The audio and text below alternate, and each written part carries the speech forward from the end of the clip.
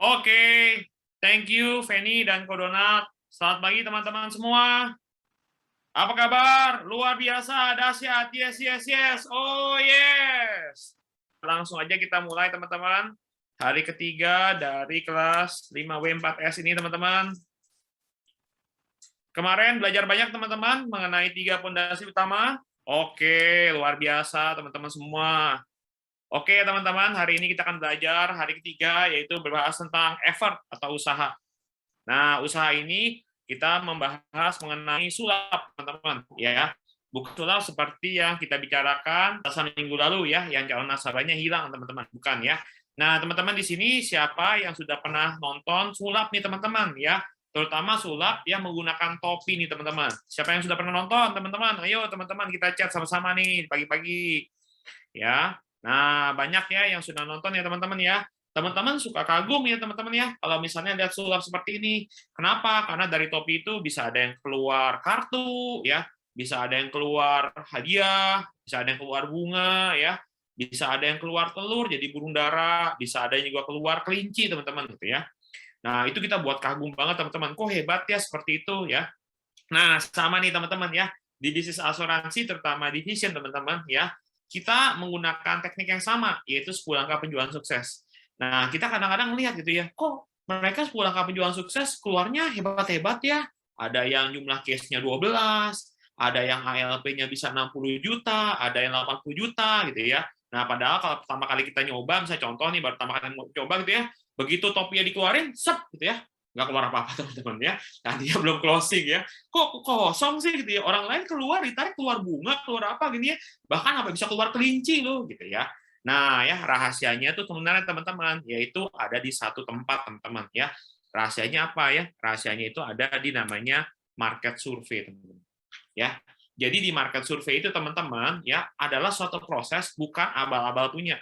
Jadi kita melakukan market survey tujuannya itu adalah bukan supaya bertugas, melainkan tujuan utamanya adalah kita itu berusaha mendapatkan data teman-teman atau fakta mengenai nasabah tersebut.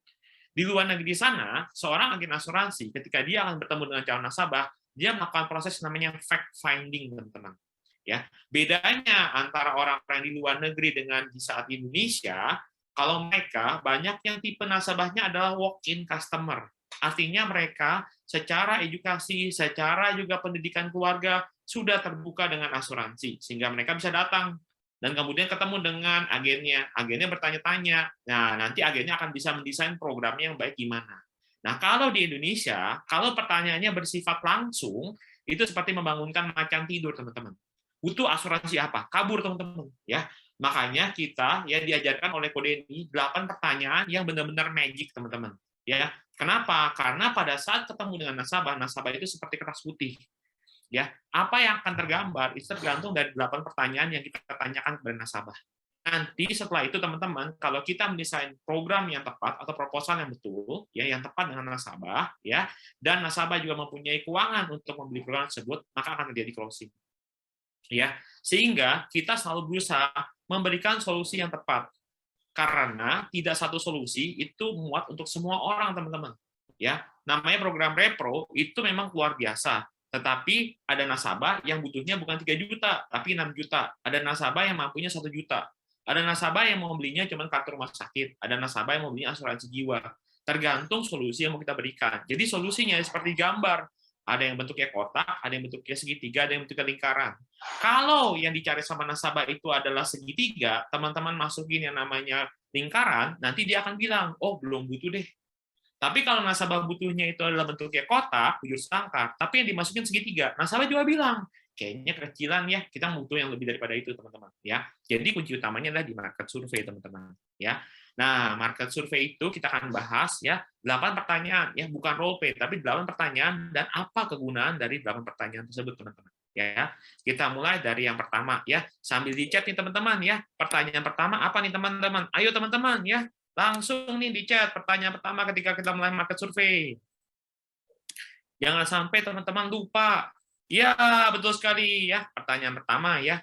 Menurut Anda penyakit paling berbahaya di Indonesia saat ini adalah apa? Jantung, kanker, atau stroke? Ya, kita tunggu jawaban yang nasabah. Nah, teman-teman, apa sih magic-nya ya? Apa sih ya kekuatannya ya dari pertanyaan pertama ini? Teman-teman, pertanyaan ini adalah membuka perasaan emosionalnya calon nasabah berdasarkan pengalaman yang dialami. Jadi, teman-teman, pada saat kita bertanya pertanyaan pertama ini, tujuan utamanya adalah kita mau mencari pengalaman nasabah terhadap ketiga penyakit ini. Karena penyakit ini, teman-teman, adalah yang paling berbahaya. Dan juga kalau misalnya sampai untuk sembuh, membutuhkan biaya besar. Ya. Nah, jawaban yang kita inginkan dari calon nasabah adalah jawaban berdasarkan pengalaman yang dia ketahui atau alami secara pribadi. Contoh, ada orang dekat yang ngalamin, entah itu orang tua, atau om dan tante, atau teman baik, ya. Nah, kalau yang dia jawab berdasarkan itu, berarti kita sudah memegang suatu pondasi, teman-teman. Ya, berarti teman-teman pada saat kita melakukan survei dan jawabannya itu sampai ke belakang, ceritanya ini akan jadi bagus, teman-teman. Tapi kalau misalnya dijawab sama dia, ada tuh teman, oh sakitnya apa? Sakit kanker, kankernya apa? Wah nggak tahu deh, ya. Nah kalau misalnya ditanya, habisnya berapa? Ya nggak kenal baik ya. Nah ya kita kemudian harus berusaha mencari cara teman-teman. Caranya gimana? Apakah ada orang lain yang terkena penyakit kanker? Ya, atau kita bisa tanya, oke itu kanker ya. Kalau menurut Koko, Cici, Brosis, pendapat Koko mengenai penyakit jantung apa? Oh jantung juga bahaya. Ada yang pernah kena atau pengalaman? Oh ada, om saya. Nah seperti itu teman-teman. Ya, jadi tujuannya adalah apa teman-teman? Mendapatkan informasi yang dia ketahui. Kita juga mau mengetahui teman-teman lingkungan di sekitar dia itu kalau mengalami musibah seperti ini seperti apa.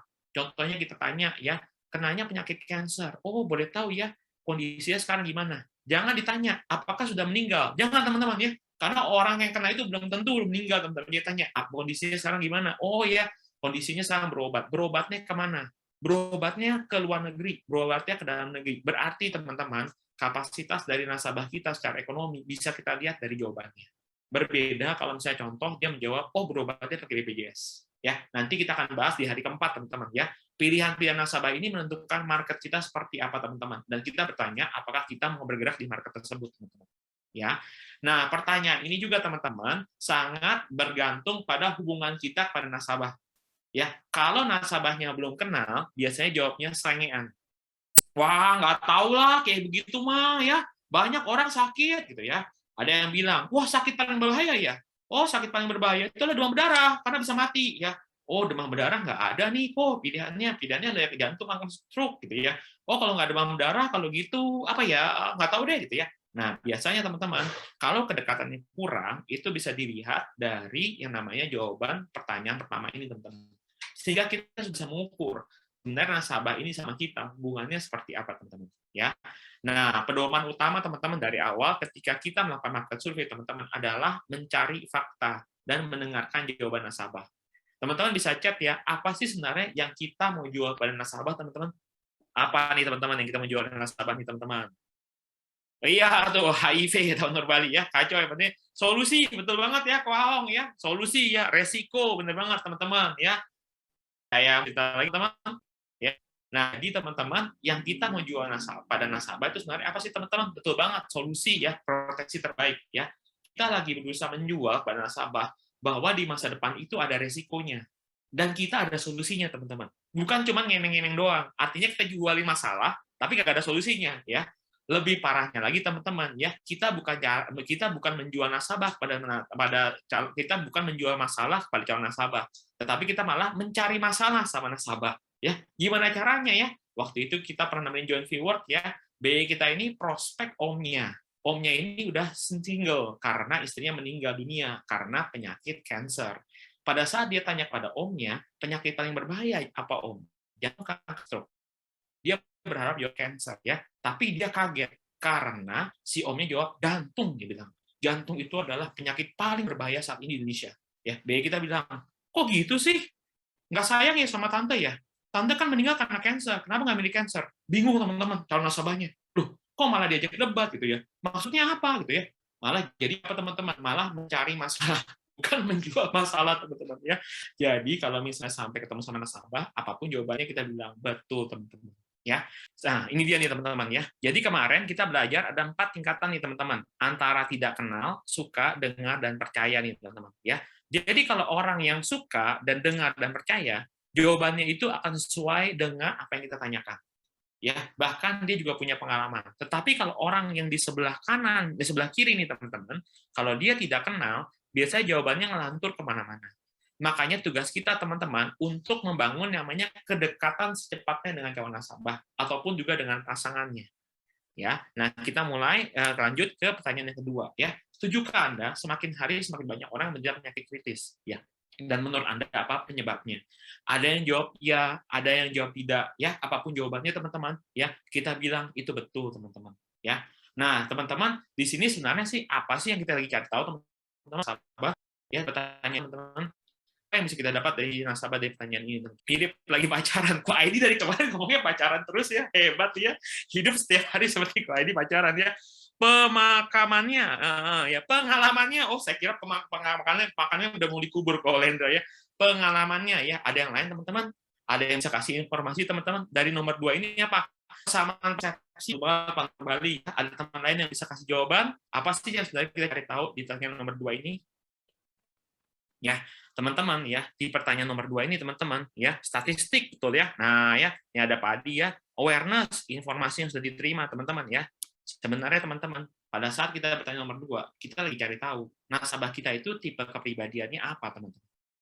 Ya, contoh nih ya, kalau ada nasabah bilang gini, kalau tadi kayak Padi, kalau secara statistik sih ya, saya rasa sih kayaknya ini jantung ya. Itu karena itu loh, karena gaya hidup. Karena apa? Karena contohnya dia kurang olahraga, stres ya. Nah, kalau orang ngomong secara statistik, secara data, kita lagi berhadapan dengan nasabah yang tipenya melankoli. Ya. Kalau dia menjawabnya seperti ini, menurut saya pribadi nih ya, orang itu bisa kena penyakit kanker karena orang itu kena penyakit karena ya. Menurut saya, kalau dari pengalaman saya, pendapat saya, berarti ini bisa jadi tipenya kolerik, teman-teman. Karena dia menentukan saya yang mempunyai keputusan, menurut saya. Ya. Nah, kalau orang ngomong, wah banyak Lis, banyak koronal ya, macam-macam lah, tergantung ya, tergantung ya, pragmatis teman-teman. Nah, ini tergantung pragmatis gitu ya. Nah, kalau ketika orang kita market survei, raut wajahnya tiba-tiba berubah teman-teman. Ya, padahal sebelumnya dia periang. Wow, ini kayak kebanyakan temannya Lisa gitu ya. Tapi begitu di market survei, penyakit paling berbahaya apa? Jantung, kanker, stroke ya. Suasananya tiba-tiba drop. Tapi dia berusaha angkat lagi teman-teman ya. Tapi ya namanya juga hidup ya, dia kita jalan terus lah, semangat, betul banget Pak Adi ya. Nah kalau ditanya apa nih penyebabnya, ya kadang orang suka lupa olahraga, sukanya kumpul-kumpul sama teman-temannya doang, makan-makan, itu tipe sanguin ya. Jadi dari awal ya, kertas putih itu udah kebentuk teman-teman. Dia punya pengalaman apa, dia punya kepribadian seperti apa, ya nanti teman-teman bisa pelajari ya kalau ketemu sama orang-orang ini gimana caranya untuk closing teman-teman ya, kita bisa lihat seperti itu teman-teman. Oke, kita lanjut ke pertanyaan ketiga teman-teman. Pertanyaan ketiga adalah perkiraan untuk biaya terhadap penyakit-penyakit ini kira-kira berapa ya? Di bawah 500 sampai dengan 1 miliar atau di atas 1 miliar. Kenapa ini penting teman-teman? Karena sebenarnya ini adalah menjadi suatu dasar pengalaman teman-teman.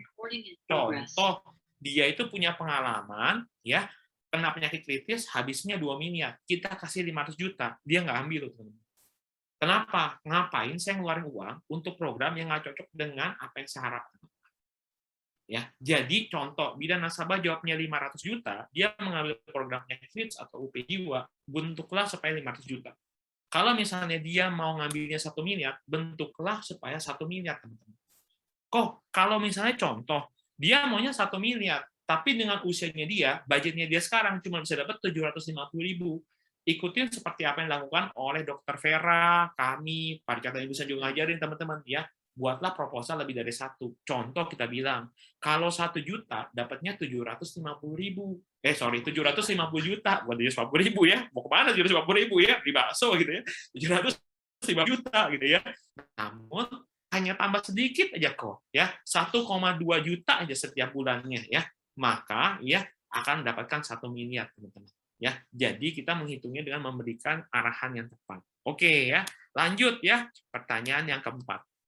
Jika ada yang sakit jantung, kanker, dan stroke, apakah mereka akan menderita secara keuangan? Ya, tidak ya. Nah di sini teman-teman ya, Jangan kaget bila nasabah itu menjawabnya beda dengannya kebanyakan. Karena kebanyakan jawabnya itu ya. Tapi ada nggak yang jawabnya tidak? Ada, teman-teman. Ya. Nah, teman-teman udah pasti tahu, kalau dia jawabnya tidak, itu nggak mungkin orang pragmatis dan nggak mungkin orang melankoli. Ya, tipe-tipe seperti ini biasanya adalah tipe-tipe orang kolerik. Dia mau stand out. Kenapa? Karena dia berdasarkan pengalamannya, dia tahu bahwa ini tidak mengganggu. Contoh, waktu itu kita pernah ketemu sama seorang, penampilan dari luarnya biasa-biasa aja, tapi dia cerita, keluarganya pernah ada pengalaman penyakit stroke, habis 2 miliar. Kita tanya, mengganggu nggak secara cash flow? Tidak. Oh, begitu. Kita lanjut ke pertanyaan nomor 5, gitu, teman-teman ya. Lanjut nih, teman-teman ya. Pertanyaan kelima. Ya. Nah, kalau misalnya sampai tabungannya tidak cukup, maka jalan keluarnya apa? Orang tersebut bilang, oh, kalau kita mau itu ngambil duit aja di deposito. Ada kok duitnya. Kaget kita, teman-teman. Oh, penampilannya boleh sederhana, ya, tapi sebenarnya kemampuan pangan orang ini dan keluarganya besar, teman-teman. Ya, jadi kita tidak perlu takut, teman-teman, ya. Dan dengan hal yang sama, kita juga bisa menawarkan program. Nanti kita bisa menjelaskan kalau sampai nanti terkena musibah seperti yang kemarin dialami oleh almarhum kakek, tidak perlu keluar uang. Ya, kenapa, teman-teman? Karena pertanyaan nomor 5 ini ya berhubungan dengan jalan keluar paling cepat yang dilihat oleh si nasabah. Namun ketika kita mengambil jalan keluar yang paling cepat, yang terjadi apa, teman-teman? Ya, ada suatu hal yang kita korbankan. Contoh misalnya, misalnya dia milih ya udah ya jual aset aja. Jadi itu adalah jalan keluarnya dia. Dengan cara dia mengorbankan aset, ya. Nah, ada juga yang bilang, "Oh, saya minta sumbangan," ya. Nah, itu jalan keluarnya dia. Kenapa, teman-teman? Karena dia tahu, dia punya banyak teman, banyak relasi, banyak komunitas yang mau bantu dia. Dia udah bantu banyak orang di luar sana, sehingga ada orang-orang yang merasa hutang budi sama dia, ya. Atau dia juga bisa apa? Oh, minta bantuan dari saudara. Kenapa? Karena saudaranya juga banyak, teman-teman, ya. Nah, pilihan yang diambil di nomor 5 ini, teman-teman, kita pakai supaya nasabah itu menghindari pengorbanan-pengorbanan yang dilakukan. Dan menjadi penguatan kita juga pada saat nanti kita cerita ke dia. Ya, kalau ambil program seperti ini, nggak perlu lo jual aset, nggak perlu lo ambil pinjaman, nggak perlu lo banget, ya. Jadi ini adalah pilihan yang bisa kita pakai untuk ketemu sama nasabah, teman-teman. Berikutnya, pertanyaan nomor 6, ya. Setujukah bahwa untuk biaya hidup dan fasilitas sekarang disisihkan untuk masa depan, ya? Sebenarnya apa yang kita ingin lihat di sini, teman-teman, ya?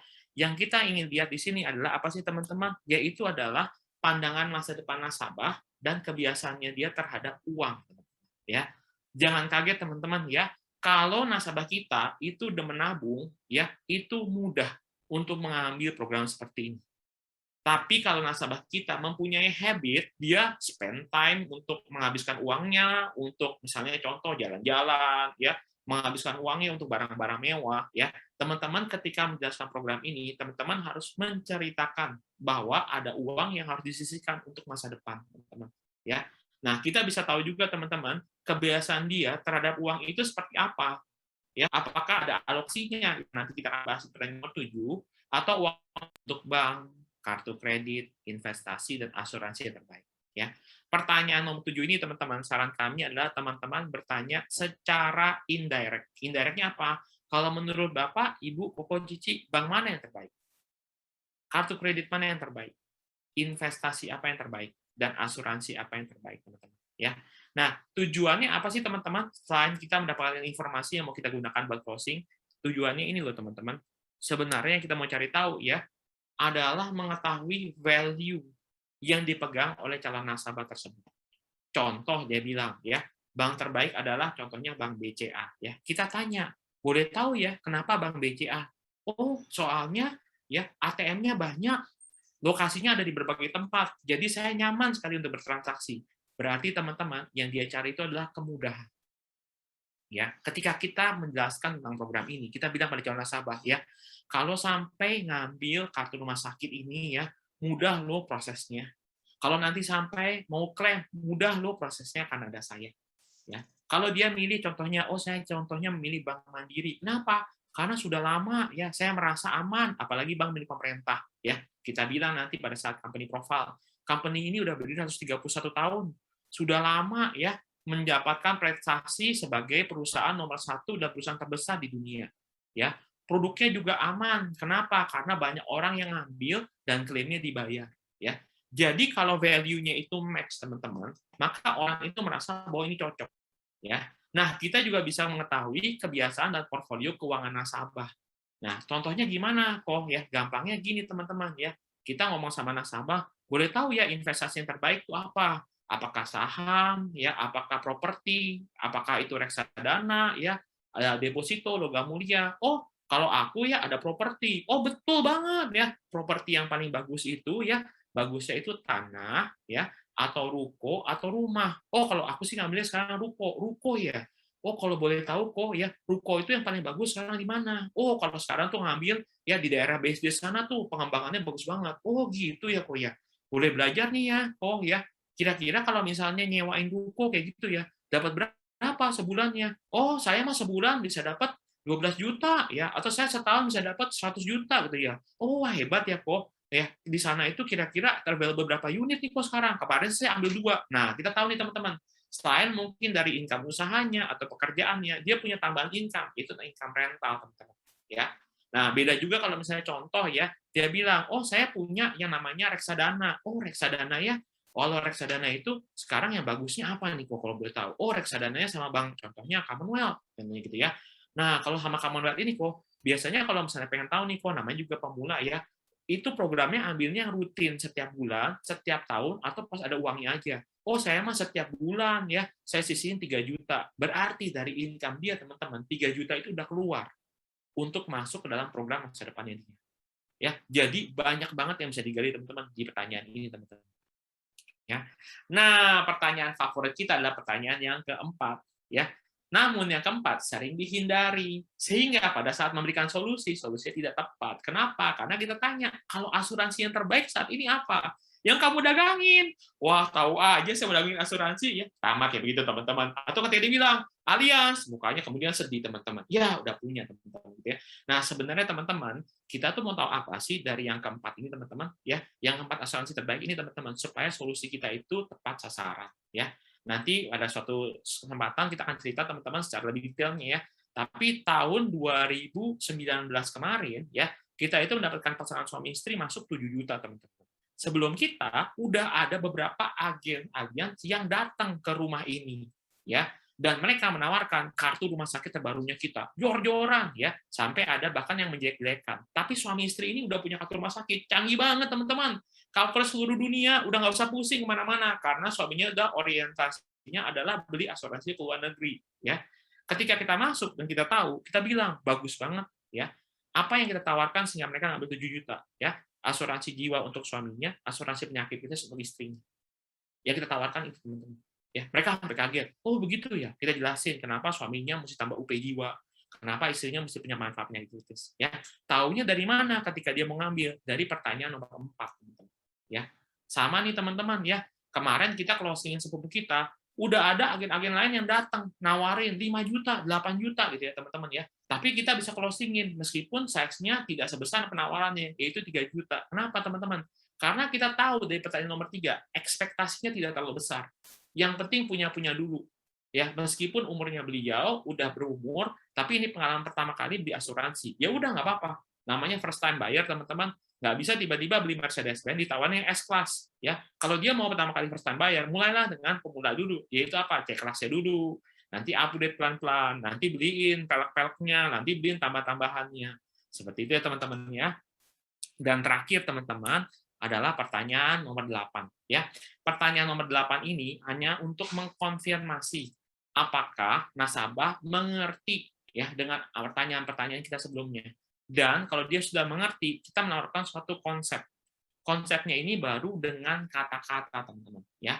Kalau misalnya sampai nasabah jawabnya bukan di antara dua pilihan ini, contoh ya, emangnya ada ya, jangan terlalu emosi teman-teman ya. Ada, karena itu saya datang sini buat jual kamu. Belum teman-teman, pelan-pelan dulu aja ya. Jangan ngegas dulu teman-teman ya. Bilang pada nasabah, oh ini hanya survei doang ya. Pertanyaannya saya ulang lagi ya. Jawabannya antara bagus atau bagus sekali. Kok gitu sih? Pertanyaan cuma 2 doang. Iya, dari kantor pusat pertanyaan cuma 2 doang, kasih jawaban cuma 2 doang, antara bagus atau bagus sekali ya. Nah, ya, tujuannya apa teman-teman ya? Kalau dia tidak menjawab di antara dua ini, kita tidak bisa nyambung. Karena sambungannya adalah Karena menjawabnya bagus atau bagus sekali, boleh ya saya jelaskan. Nggak ada sambungannya. Karena jawabannya jelek, boleh ya saya jelaskan. Bingung teman-teman ya, orangnya udah nggak nyambung pertanyaan seperti apa teman-teman ya. Nah tujuannya adalah apa teman-teman? Tujuannya adalah supaya kita bisa mendapatkan konfirmasi dari nasabah. Sebenarnya apakah dia sudah mengerti dengan konsep yang kita bawakan teman-teman ya. Nah ini adalah tipsnya teman-teman ya. Market survey itu dilakukan dalam proses 5 sampai dengan 10 menit. Tapi yang perlu kita dapetin banyak loh kok. Aku pikir sekarang aku melakukan market survei-nya 1 jam. Market survei 1 jam, teman-teman. Kagak closing, kelamaan, teman-teman. Ya, lakukanlah dalam proses 5-10 menit. Gimana cara yang mendapatnya? Banyak latihan. Ya, dan pada saat kita bertemu dengan calon nasabah, fokus pembicaraannya itu adalah kepada si calon nasabah. Ya, pertanyaan yang paling penting dan suka terlewat teman-teman adalah pertanyaan terakhir, yaitu apa? Estimasi biaya hidup, teman-teman. Ya, kenapa teman-teman? Karena estimasi biaya hidup ini kurang lebih adalah setengah dari income-nya dia. Kalau nasabah sudah menjelaskan kepada kita portfolionya di pertanyaan nomor 7, dia bilang biaya hidup dia adalah 20 juta, ya. Maka kita estimasikan antara income dia sama 20 juta atau paling maksimal income dia adalah 2 kali dari biaya hidupnya, yaitu 40 juta. Kalau dia mempunyai income 40 juta, 20 jutanya untuk biaya hidup, 20 juta sisanya lagi ini mau dibawa kemana teman-teman? Taunya dari mana Corona? Taunya dari pertanyaan 7C. Ya, apakah dia bayar untuk lulusan cicilan rumahnya KPR? Apakah dia bayar misalnya contoh untuk misalnya program misalnya reksadananya, ya, atau misalnya dia juga sekarang udah punya asuransi, ya. Kurang lebih kita bisa mengalokasikan antara 10% sampai dengan maksimal teman-teman 20% dari total income-nya dia. Jadi kalau sekarang dia mempunyai income 40 juta dan dia sudah mempunyai asuransi yang berjalan 2 juta, berarti kita mempunyai potensi sebesar 2 juta lagi, teman-teman. Ya, sama seperti pasangan suami istri tadi saya buat cerita yang ambil asuransi jiwa dan penyakit kritis, dia mempunyai biaya hidup 100 juta, teman-teman. Ya, tetapi polis asuransi yang berjalan itu baru 4 juta. Jadi masih mempunyai kemungkinan untuk mengambilnya itu ada, teman-teman. Tinggal mencari program yang benar aja, teman-teman. Oke. Nah, sebelum kita tutup, teman-teman, masih ada waktu 1 menit ya. Nah, kita mau belajar tentang Tom and Jerry. Teman-teman di sini tahu siapa Tom and Jerry? Oke, teman-teman ya, kita mau belajar mengenai Tom and Jerry ya. Kita nonton dulu 1 menit, teman-teman ya.